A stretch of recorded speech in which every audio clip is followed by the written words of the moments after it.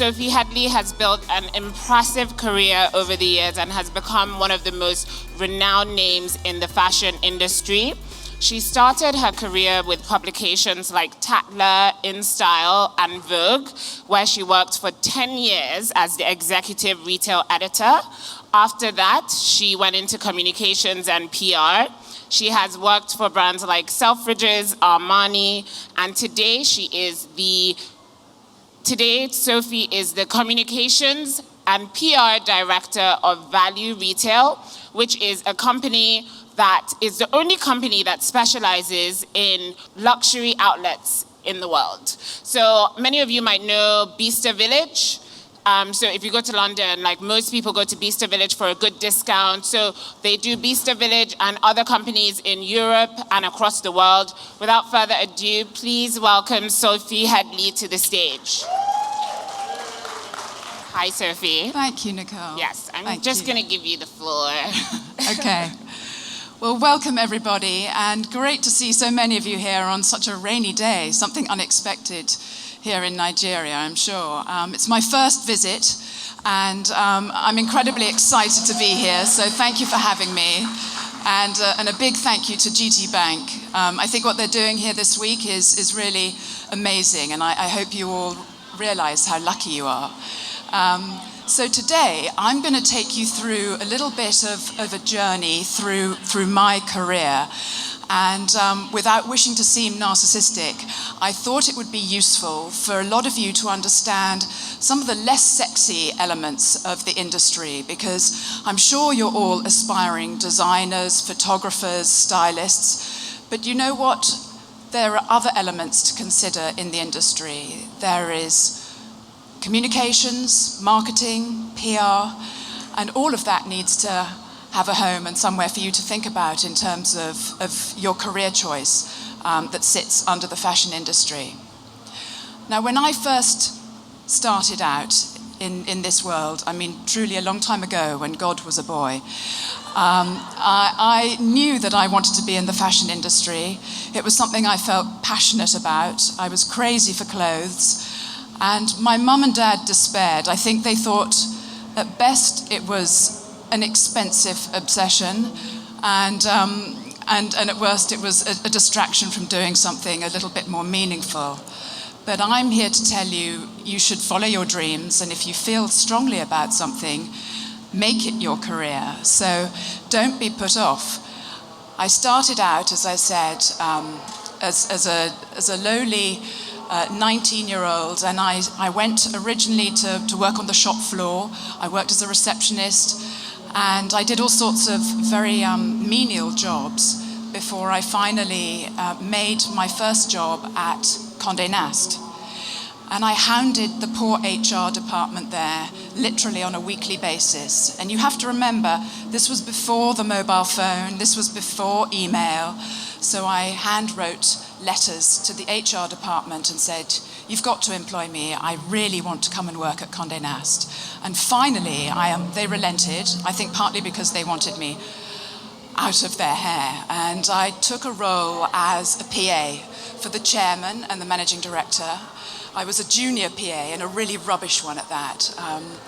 I was hopeless at shorthand, and thankfully I managed to move on from there. So I'm going to take you through my journey with these slides and tell you a little about where I am now.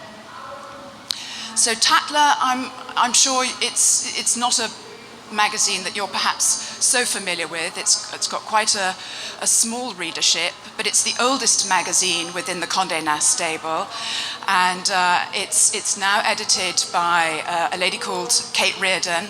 She and I were in the fashion department when I joined there, and I also had the luck to work with Natalie Massenet, who of course went on to become the founder for Net-a-Porter. And Claudia Winkleman, who's now a bit of a TV star in the UK. So you never know, from small acorns, big oak trees can grow. I then moved to Vogue, and that was an exciting time in my life. I would still say possibly one of the happiest memories that I have. I spent 10 years at Vogue, and I had a role that sat between advertising and editorial. So I had pages within the magazine that talked about little sort of soundbite pieces, shops that were opening, accessories. I hosted events on behalf of the magazine. And I think Vogue is a funny place. People often ask, you know, what it's like to work on a title like that. And Vanessa's going to have all that joy ahead of her when she gets there in January. There's something rather reassuring about working for the Fashion Bible. And I used to host seasonal trends and talk to people within the industry about what the trends for the next season would be. And as I say, all of this was ahead of the digital age. So if you were an advertiser, you might well want to use the Vogue database in order to drive footfall to your stores, and I would be your girl to help that happen. However, magazines are going through an enormous change at the moment, and I think it's fair to say, much like retail, you need to have clicks and bricks, and in magazine world you need to have paper and digital because one feeds off the other. I was talking backstage to some of the key guests only earlier today, and I said, you know, do you read magazines? Who reads magazines anymore? And the unanimous vote was yes, magazines at the weekend, digital midweek, and I'm sure a lot of you will be able to relate to that. I then moved to InStyle magazine, more money, bigger job, who wouldn't? Magazine is the biggest glossy title in America, and it opened in the UK amidst much fanfare, and it really pioneered this idea of having still life images, flat shot, which sounds very basic now, but I'm going back a few years. And sadly to say that this magazine printed its last issue in October 2016, and it's now digital only. From InStyle, I was headhunted to go and work for Mr. Armani. And I think what I'm keen to point out to you all is that you may have an ultimate goal and desire for where you want to be, but sometimes you need to take quite a zigzagged route to get there. And if I'm honest, I never really had a long-term goal plan in mind. I've just seized whichever opportunity has come my way. And Armani is, let's face it, the biggest and the most successful fashion brand in the world, privately owned. He's an impressive man, terrifying to work for. I was flown to Milan for my interview, and he kept me waiting for hours and hours. So by the time I got to meet him, I was such a bundle of nerves I could barely speak. And I was told he didn't speak English, so I'd been having secret lessons, French lessons, going through what sort of potential questions he might ask, so that I didn't appear a complete idiot. And somehow I got the role. So Mr. Armani was born in 1934, the middle of 3 children, and he's now well into his 80s, although you wouldn't know it because he's very well preserved. He started out in the military service and then went to work for an Italian department store called La Rinascente, which is still going strong to this day. And he formed the label only as recently as the 1970s. Now, looking around the room, you probably weren't born in the 1970s, but trust me, that feels relatively recent when you consider how big his empire is nowadays. And he has grown this business quite extraordinarily, from obviously from couture to ready-to-wear, right through to underpants, hotels and restaurants. So truly a remarkable achievement in one lifetime. I think it's fairly safe to say that he pioneered celebrity dressing. So all those years ago, with actresses that were up and coming, such as Jodie Foster, and to this day, a lot of the die-hard red carpet actors and actresses all want to wear Armani. And so whether it's Lady Gaga, whether it's Rihanna, he's dressing them all.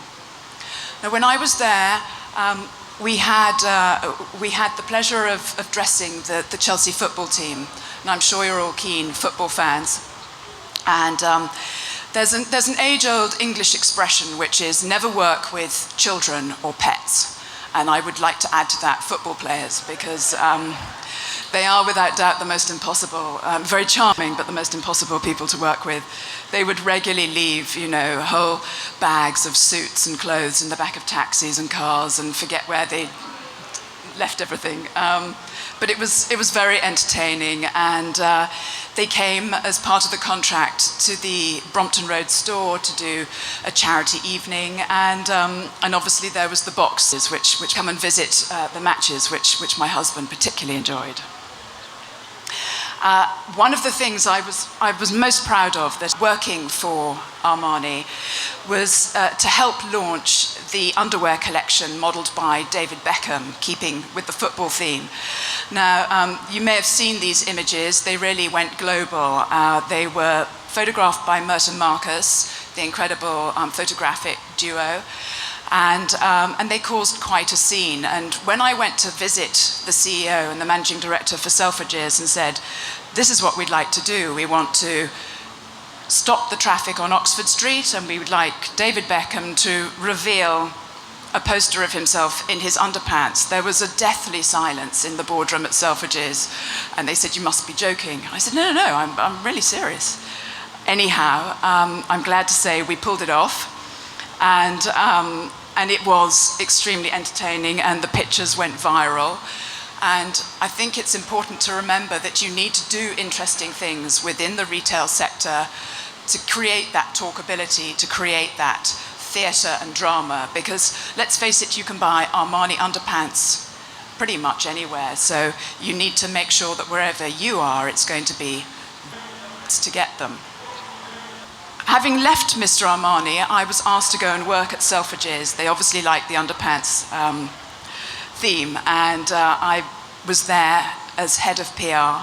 And I'm sure you're familiar with Selfridges. It's a huge department store in Oxford Street. There are 2 in Manchester, and there's 1 in Birmingham as well. It's privately owned by the Weston family, a very private Canadian family who have fingers in all sorts of retailing pies. And it's the 2nd largest department store after Harrods. It was launched in 1909 by Harry Gordon Selfridge, who was an extraordinary pioneer of his day, and created something extraordinary. But sadly, he lost his wealth to wine, women, and song, and is buried in a pauper's grave.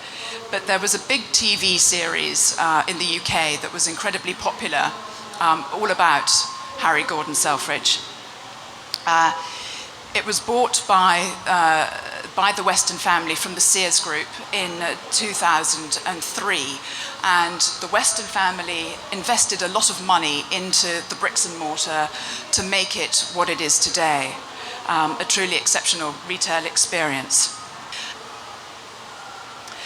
And one of the things I wanted to explain to you, as I said, about retailing and theatre is to bring those 2 together, and what makes it sing is the way you can bring the clothes to life.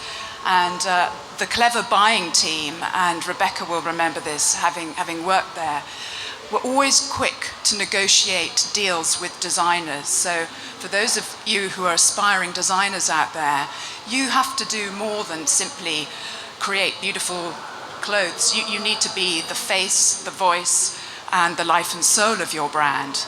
And here, we launched House of Darien, which was the fashion brand created by Beyoncé. She came to Selfridges. We turned over the car park into a catwalk, and she came with her mum. She was newly pregnant. It was very exciting. And it created a huge buzz, millions and millions of pounds worth of PR coverage for the store and for her brand. And that's the sort of thing that really will help cement designer and brand relationships with retailers. Other quirky things that, that were done within the retail sector was to support Wool Week, a strange little quirky theme. As you can imagine, all of us Brits love our animals. You probably know we're a bit crazy for our cats and dogs and of course sheep as well. And Wool Week is a great week that really promotes the use of wool as a natural fibre.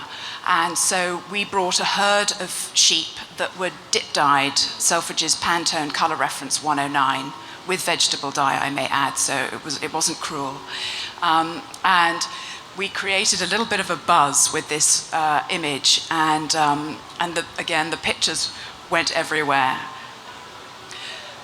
Project Ocean is something very close to Alana Weston's heart. And as a department store, it's great that they have such a key interest in sustainability and corporate social responsibility. And Project Ocean was very much about reviewing the oceans of the world and really appreciating the diminishing supply of fish. And so the entire food hall was scrutinized, and any fish that was not sustainable was taken out of the store. And I think you'll find to this day all the food is very much sustainable within Selfridges. And His Royal Highness the Prince of Wales came to give a talk on this matter. And there was a marine conservation area in the Philippines created by the Weston family specifically for helping to put the ocean's fish back in the sea. I hosted various conversations with designers to help drive sales.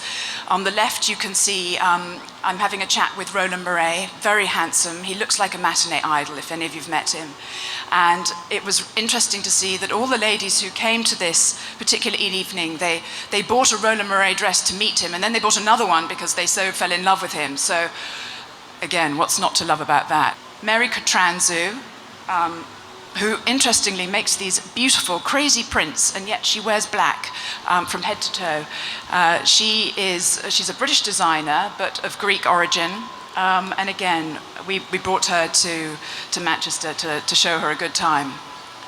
And one of the things that I think is important to understand is it's the theatre, but it's also the environment in which you sell. So making sure that your boutique looks fantastic, and the lighting is good, and the ceilings are nice and high, and there's natural light. All of these elements are super important, and the family invested a lot of money, firstly in shoe galleries, and then in the designer galleries, and of course, the denim studio.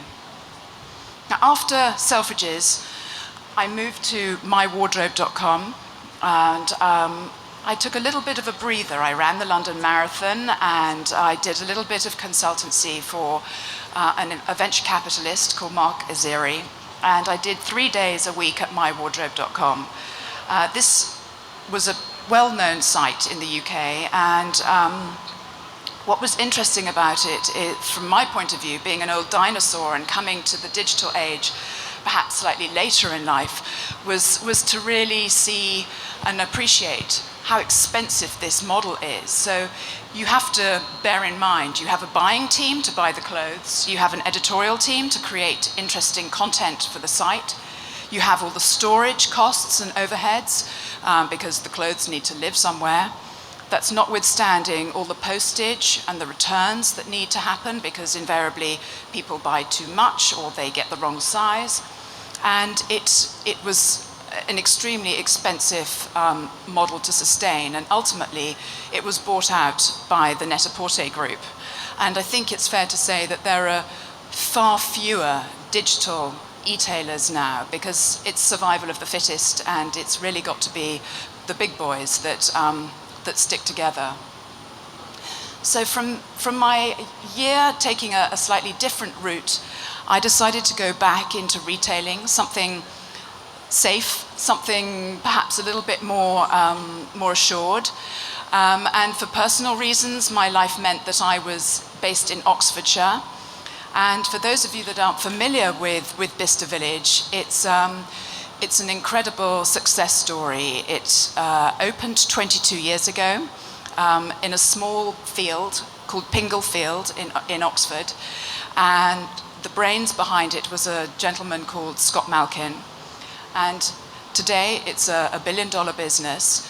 There are 9 villages in Europe, and there are 2 in China, 1 in Shanghai and 1 in Suzhou.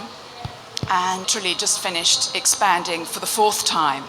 So I'm going to show you a small video now because it gives you a better understanding of who we are at Value Retail and what we do.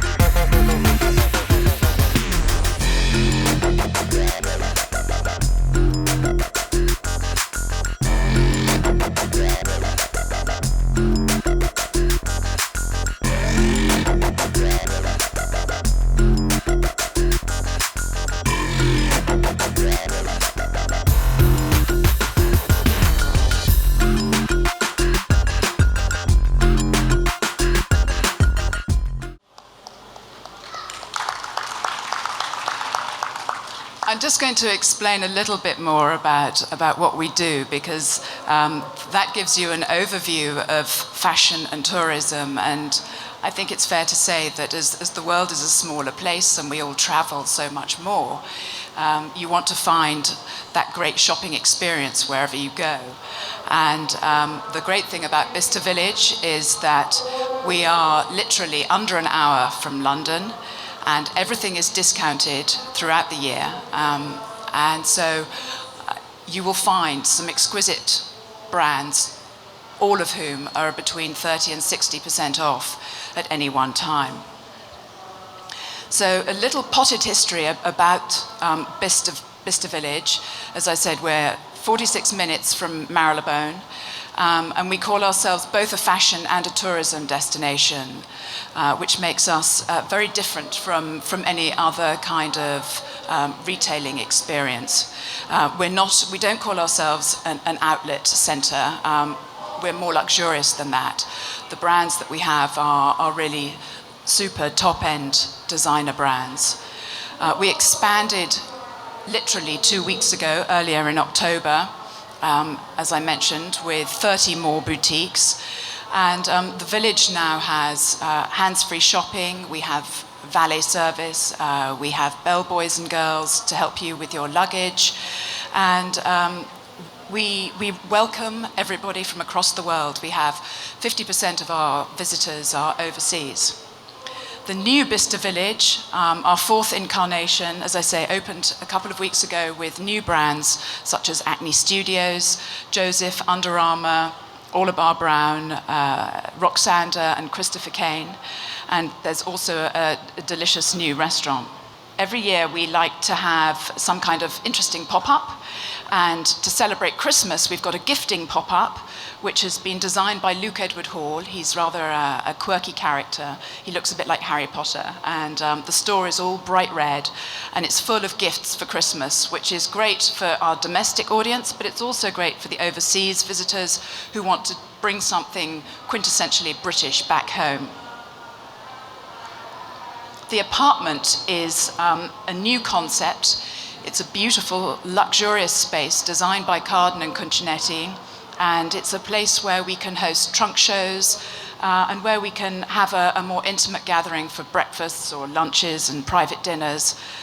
So something for the big spenders to enjoy. These are just some of the other brands that we house, from Prada and Celine and Gucci. No reason not to come, ladies and gentlemen. The location is suitably close to Oxford, so whether you want to have a lovely weekend away, enjoying some of the more academic hotspots, you can do that and catch the train. And the train from London, as I say, is incredibly easy. Some of the celebrities that we've welcomed over the years include the Duchess of Cambridge, Jensen Button, Jemima Khan, Mary Portas. Some people like to shop on the quiet. They don't necessarily like to say that they've been buying designer brands for less. Others are happy to shout it from the rooftops. We don't care, just as long as they shop. And from a digital influencer point of view, this is an area that we're looking to invest more and more time and money as we see the importance that they have and the reach that they are able to talk to. So we work with all sorts of digital influencers across the globe, from China and the UEA, and I hope we'll be able to encourage some from Nigeria, who knows. Some of the PR and events that we've hosted include the British Designers Collective. I'm wearing a dress that was from a couple of years ago, actually, designed by a Korean designer called Udon Choi. And last year we had a British wool collective pop up, and we invited Alex James, who is the singer for Blur. He lives nearby, he has lots of sheep in his fields, and he provided the British fashion press with lots of smelly cheese to go home with. And the point is, with that story, that it provides something that's quintessentially British, something that's different, and you know that Net-a-Porter and Westfield and Harrods sure as hell aren't going to give the press a smelly cheese and a good time in Oxford. Some of the other pop-ups that we've hosted include Bamford and Marnie. We currently have Charlotte Tilbury in the village, and Clive Christensen as well. We've had some great PR, I'm proud to say, from editors such as Lisa Armstrong, and in the FT, WWD, there's been a whole plethora of coverage, including Grazia and China Morning Post, all covering what we do. And finally, an overhead visual from the new part of the village, and a quote from Lucia van der Post, who came to our Christmas press day. And she's been a die-hard fan since the early days, 22 years ago, when we first launched. So it's nice to know that we have keen fans in the press who are always keeping an eye on us. So that's it from me. Thank you very much for being such a patient audience, and happy to take questions. Hi Sophie, how are you? Good. I hope you're enjoying Nigeria. And I hope you like our weather, like the British weather, raining. Anyway, let me I brought ask the you a English question. weather with me. Okay, my name is Adekule. I want to presentations, I love your presentations, well presented. Now, how do you deal with the issue of sexual molestation and harassment in the fashion industry? In light of what is going on in Hollywood now, you're pretty, I don't know your age, but it's a dog world in the fashion industry. Female models and female designers need to compete, and most of the management in the fashion industry are dominated by male and men. So how do you cope? How is that curtailed in Europe and in England, where you come from? Do you know, I've been lucky enough not to come across that in my personal experience. So I can't honestly give you any point of view. I think it's fair to say that everybody is much more mindful and respectful nowadays, and there are many more laws in place. So it's something that's clearly a hot topic at the moment. But I've been lucky not to come across that to date. You're welcome, Madam, to Nigeria. I've gone to Bicester myself, and really, as you said, it's a beautiful experience. Just going out into the little cafes and all that. My sister takes me every time I go, and I really do like it. Now, I'm running my cousin's company. It's a bridal store. Now, it's a little bit higher end. There are lots of beautiful dresses. She's away for just about 5 months to have a baby. And I'm trying to get people to come into that beautiful store to have a beautiful experience, but I found it so difficult. So I just wondered how you were able to bring people to a very good product. How do you do that? Because all your places were higher end. That's a very good question, and in this day and age, you're quite right. It's not good enough just to have beautiful clothes in a store and open the doors and expect people to come shopping. So I think nowadays we all have to spend a lot more time teasing the customer to come to your store, and by that you might easily want to talk to some key influencers. You might want to give them an incentive to come to your store. There are rewards programs, there are loyalty programs, there are all sorts of ways that the customer nowadays is expecting to get added value for her money. So I think you need to tease that up and always ensure that there is a new story to tell and there's a point of view. Good afternoon, Sophia. How are you? Good, thank you. I was in one of the Selfridges outlets in Manchester, so you're doing a great job. Oh, okay, good. So my question is, Nigeria has, when you talk about the fashion industry in Nigeria, you see that a lot of people has promoted the Western brands. I mean, the regular brands like the ASOS, Atmosphere, D&G, names them. But my concern now is Nigeria is beginning to reproduce, its own brand in terms of the Ankara skirts. You see the blings and the beads and all that. They're looking so nice. How do we promote this local brand in the international market where we could see white? You go into a street in London and then you can see 50% of the white people wearing the African brand. So how do we promote this in the international market space? Thank you. That's again a very good question, and it's something that we've touched on in various other talks yesterday as well. I think there is a huge job to do in terms of awareness and export in terms of the talent here in Nigeria, and maybe it's about who knows, doing something more with GTBank. But moreover, it's about ensuring that you've got something that is unique to Nigeria that can be marketed in Europe and in the States. So there isn't a magic wand that can be waved. It's a matter of somebody being bold enough to seize that opportunity and take some of the great talents here abroad. But I have to be honest, I'm not sure how you can harness all that talent and make it global. It'll probably be little steps at a time. My name is Chineze. I'm a fashion designer. What do I have to do to have a store in the village? If I wanted to, what do I have to do? A store at Bicester Village, okay. I will be completely honest with you. We are ruthless landlords, and we insist that there is a certain there's a certain ROI per square footage, and so a brand needs to be quite well known before it can open with us.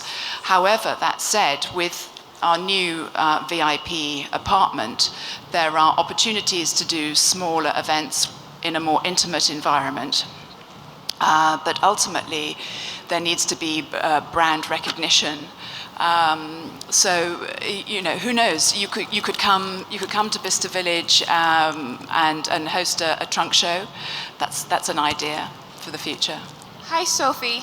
Hello. Are you planning on making a village sometime in Africa, whereby you can bring in African designers or even the European designers? So, are you guys planning to make a village in Africa or even America, if that's it? Well, I was with our owner last week, actually, and we have plans to expand in China first, but there may yet be opportunities in America. So we'll see. We'll see. It's not, you know, it's not off the cards entirely, but these villages take a while to develop. So I'll keep you posted. Please, I want you to widen my horizon. During your experience at your time at Giorgio Armani, I want to ask, what's your business relationship like with some other brands coming under Giorgio Armani? For someone like Beyonce who's come to, you know, design his own product under Giorgio Armani, what's your business relationship like with, in connection with some other brands? Thank you. Okay, so House of Darien and the Beyonce show that was hosted at Selfridges, that was a deal that was really created by the buying department.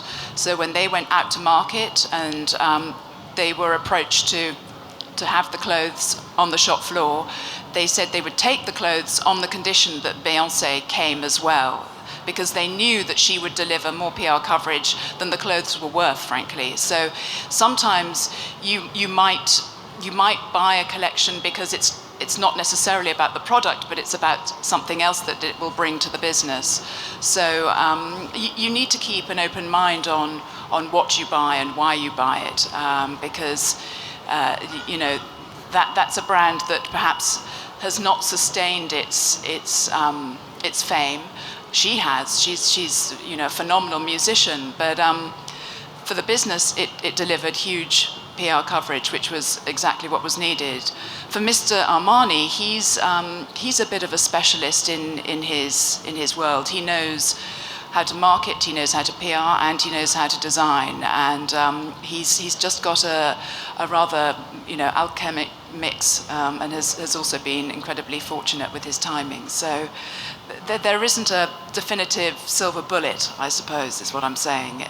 Everyone has to find their own particular route. Right, hello. Hello. Yeah, so you've had quite the career moving from one top company to another, from, you know, Armani to Selfridges. So it's safe to say you're highly sought after. Now, how do you maintain a working business relationship with your former employers? You know, because it can be quite volatile, you know, maintaining that. Some people just don't want you to go. How do you handle that?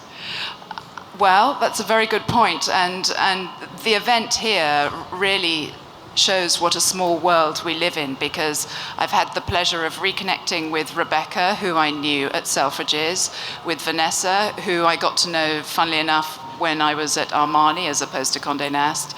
And Giles, I've had the pleasure of going to many of his shows, along with Julian MacDonald, and who would have thought that, you know, GTBank's Fashion Weekend would be the glue that brings, you know, lots of different people together. Seriously, I think so. I think it's important to maintain healthy and friendly relationships with everybody where you go, because you never know where they're going to pop up again. And you know, that rather hopeless intern that was with you for 6 months may end up being your boss in 5 years' time. You know, so I always take the view: be nice to everybody, and especially the younger people, because they've got the brains and the intel that I certainly don't have in the digital sphere. So it's not so difficult with Instagram and email. Everybody is, connected.